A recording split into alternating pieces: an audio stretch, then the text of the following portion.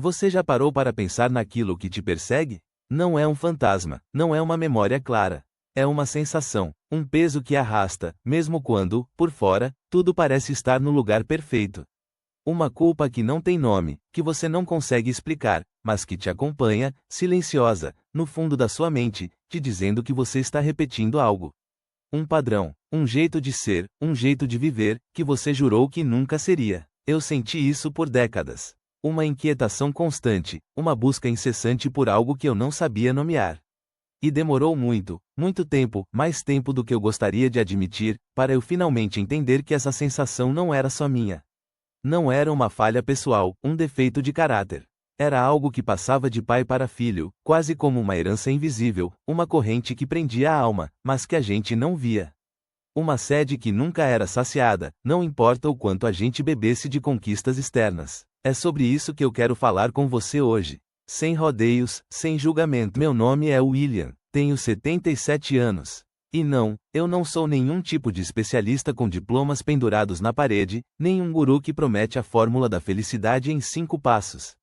Sou apenas um homem que viveu. Um homem que quebrou a cara muitas vezes, que construiu empresas do zero e quebrou outras ainda maiores, que colecionou sucessos e fracassos com a mesma intensidade. Passei a maior parte da minha vida correndo. Correndo atrás de uma coisa que eu nem sabia o que era, mas que eu estava absolutamente convencido de que me traria paz, me traria um sentido, me faria completo. Levei 70 e poucos anos, uma vida inteira, para finalmente perceber que o que eu estava buscando com tanta ferocidade estava o tempo todo aqui dentro de mim, e que o vazio que eu sentia, aquela sensação de incompletude, era, na verdade, um eco de algo que eu nunca recebi. Eu entendi, finalmente, o que aconteceu comigo. E talvez, só talvez, o que aconteceu com você também. Nós fazemos isso. Quase todos nós, homens, crescemos com essa programação. A gente aprende desde muito cedo que o nosso valor, a nossa dignidade, a nossa capacidade de ser amado, está intrinsecamente ligada ao que a gente conquista, ao que a gente tem, ao que a gente mostra para o mundo. A gente aprende a ser forte. Forte significa não reclamar, não sentir demais, engolir o choro, engolir a raiva, engolir o medo. E aí, quando a gente cresce, a gente carrega essa bagagem pesada, essa ideia fixa de que precisamos ser alguém, um profissional de sucesso, um pai exemplar, um marido infalível, para, só então, sermos amados, para sermos vistos de verdade. Você se esforça, trabalha duro, constrói sua vida, peça por peça, tijolo por tijolo, mas, lá no fundo, tem aquela voz. Aquela vergonha silenciosa de não ser suficiente, aquele medo constante de não estar à altura, de ser descoberto. Aquela dor sem nome, um buraco que você tenta preencher com mais trabalho, mais conquistas, mais dinheiro, mais reconhecimento. Eu sei como é, eu vivi cada milímetro disso.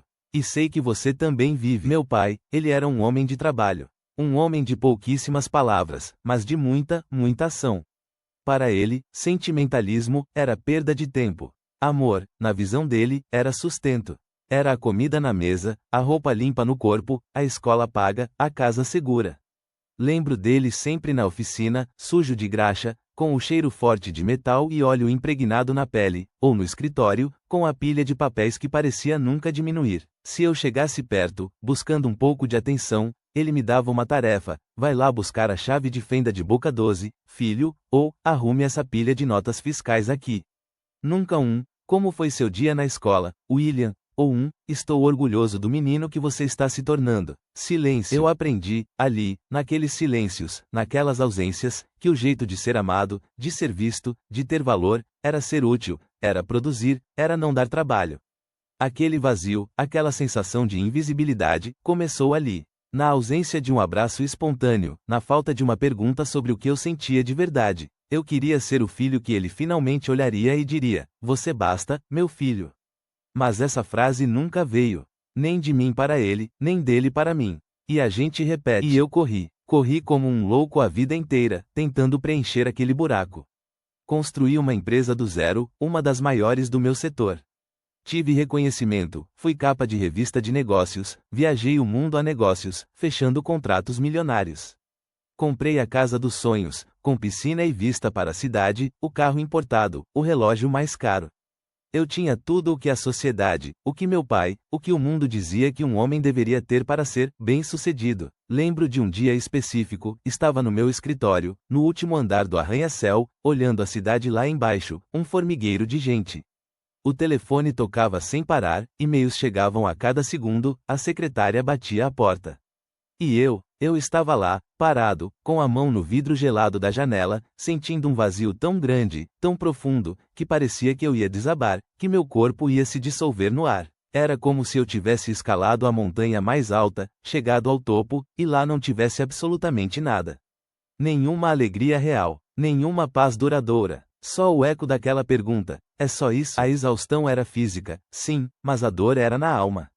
Era a dor de finalmente ter o que eu achava que queria, e descobrir que não servia para absolutamente nada para acalmar o que eu sentia por dentro. Esse padrão, ele não ficou só no trabalho, nos negócios, nos títulos. Ele se infiltrou em tudo, como uma mancha de óleo. No meu casamento, eu era o provedor incansável, o solucionador de problemas, o homem que trazia segurança financeira. Mas eu não sabia ser o parceiro que ouve de verdade, que sente junto, que está presente de alma. Eu estava lá fisicamente, sim, sentado à mesa, assistindo TV, mas a minha mente estava sempre nas próximas tarefas, nos próximos desafios, nas próximas preocupações. Com meus filhos. Com meus filhos. Essa é, talvez, a maior culpa da minha vida. Eu os amava, claro que amava, com toda a minha força. Mas eu não sabia como demonstrar esse amor de uma forma que eles pudessem realmente sentir. Eu estava ocupado demais, cansado demais, ou preocupado demais em dar a eles o que eu achava que faltou, para mim: segurança financeira, as melhores escolas, oportunidades que eu não tive. Mas, sem perceber, eu lhes dei a mesma ausência que meu pai me deu. Eu sumi, mesmo estando ali, ao lado deles. Eu estava lá, mas invisível, emocionalmente distante, com a cabeça em outro lugar. E agora, olhando para trás, vejo a dor que causei, a dor da minha ausência, a dor de não ter sido o pai que eles precisavam, o pai que eu queria ter sido. Essa é a culpa que me persegue até hoje, a vergonha de ter repetido o ciclo, de ter perpetuado a mesma dor, a mesma solidão que eu senti. Tenho amigos, homens da minha idade, alguns até mais jovens, que ainda estão nessa corrida maluca. Homens com fortunas que poderiam sustentar várias gerações, com nomes importantes que ecoam nos corredores do poder, e que ainda não conseguem parar.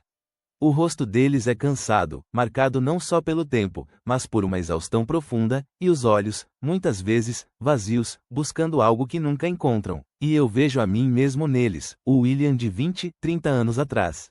É como olhar para um espelho do meu passado, mas também tive a sorte de ver outros. Vi o João, um antigo colega de faculdade, que largou tudo, uma carreira promissora no direito, para morar numa pequena cidade do interior, abrir uma marcenaria artesanal.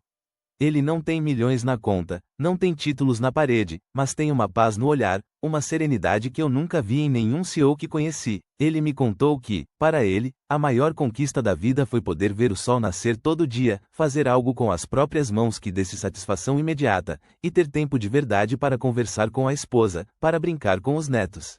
Não é sobre o que ele tem, é sobre como ele é asterisco. E o sorriso dele não é forçado, não é uma máscara. É um sorriso de quem finalmente encontrou um lugar, um porto seguro dentro de si, sem precisar de mais nada. Eu achava que liberdade era não ter chefe, era poder comprar o que quisesse, ir para onde quisesse, sem dar satisfação a ninguém. Hoje, para mim, liberdade é poder, genuinamente, parar asterisco. É não sentir aquela necessidade urgente de provar nada para ninguém, nem para o mundo, nem para mim mesmo. É a liberdade de ser. Suficiência, para mim, não é ter muito, não é acumular bens ou conquistas. É sentir que o que você tem, quem você é, a sua essência, já basta. Já é o bastante. Presença, por sua vez, não é apenas estar no mesmo cômodo que seus filhos ou sua esposa, fisicamente ali. É estar com a alma, com a escuta atenta, com a atenção plena para quem está na sua frente. É poder olhar nos olhos de alguém que você ama e realmente ver essa pessoa, sem distrações, sem a lista mental de coisas para fazer, sem o próximo compromisso martelando na cabeça. É estar com você mesmo, em silêncio, sem precisar de barulho, sem precisar de metas inatingíveis, sem precisar de nada além do que a vida te oferece naquele instante, naquele respiro. É uma calma que vem de dentro, e que não pode ser comprada. Porque, então, a solução externa nunca funcionou de verdade. Porque todas as conquistas, todo o dinheiro, todo o reconhecimento, não conseguiram preencher esse vazio. Porque o vazio que a gente sente não é um buraco físico que se preenche com coisas materiais ou com validações externas. É uma ausência emocional, uma falta que só pode ser reconhecida, sentida e, de alguma forma, acolhida. A gente corre, a gente busca incansavelmente, a gente se esconde no trabalho compulsivo, na bebida, em distrações infinitas, porque a ideia de parar e encarar esse vazio, essa dor sem nome, essa vergonha profunda de não ser o que deveria ser, é simplesmente apavorante. É o medo de descobrir que somos, talvez, menos do que esperávamos, ou que fomos o que mais temíamos, iguais aos nossos pais, naquilo que mais nos machucou, na ausência, na distância. A gente tem medo de parar e sentir o que ficou guardado por tanto tempo, as mágoas, as tristezas, as frustrações. Mas é exatamente nesse parar, nesse sentir, nesse se permitir ser vulnerável, que a gente começa a encontrar a si mesmo. Fora, meu amigo, não há nada que vá te dar o que você busca. É um ciclo que só se quebra de dentro para fora, com coragem de olhar para dentro. Então, meu amigo, se você sente essa culpa que te aperta o peito, essa vergonha silenciosa, esse cansaço profundo que nenhuma noite de sono resolve, essa dor que você não consegue nomear, mas que você sabe que está lá, eu quero te dizer uma coisa, de coração, você não está sozinho.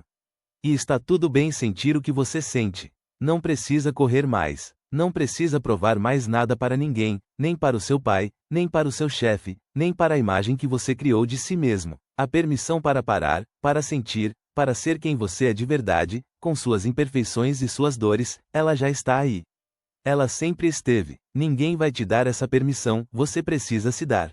Você merece esse descanso, essa paz. Se o que eu disse aqui hoje ressoou em você, se fez alguma diferença, se tocou alguma corda dentro da sua alma, eu te peço uma coisa, um favor que não é para mim, nem para este canal, compartilhe este vídeo. Pense naquele amigo, naquele irmão, naquele pai que você conhece e que, talvez, precise ouvir exatamente isso. Que precisa saber que não está sozinho nessa luta silenciosa. Que precisa da permissão para, finalmente, parar de correr e, quem sabe, começar a se encontrar.